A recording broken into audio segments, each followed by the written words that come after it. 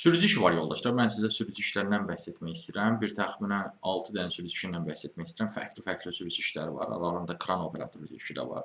Xatırlayırsınızsa, keçən dəfəki sürücü vakansiyasında misal üçün tur sürücüsü də elan edilmişdi. Başqa sürücü vakansiyalar da vardır, şəxsi sürücü də vardır. Mən sizə bu günləri fərqli sürücü vakansiyalarından bəhs etmək istəyirəm. Misal üçün, İnnovasiya və Rəqəmsal İnkişaf Agentliyində inzibati işlər üzrə sürücü işi var.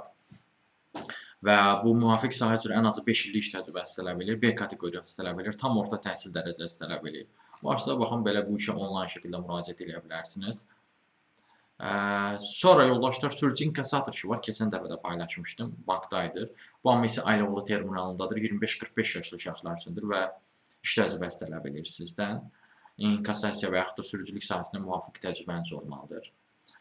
Sonra sürücü ekspeditor işi var. Servis üzrə 750 manat civarındadır.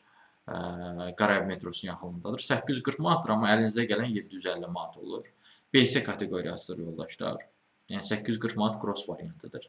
Bakı Sumqayıt ərazisini yaxşı tanıyırsınızsa belə bir variant var. Sonra kran operatoru işi var. 1600 manatlıq 30-50 yaşlı professionalda olan belə bir iş var.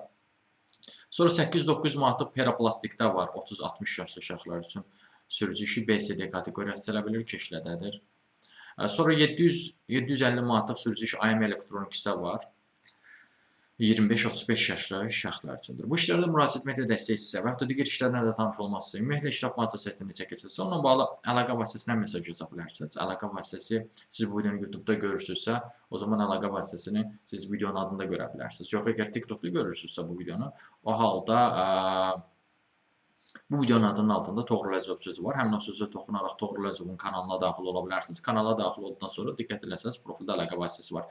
Həmin əlaqə vasitəsini götürüb mesaj yaza bilərsiniz.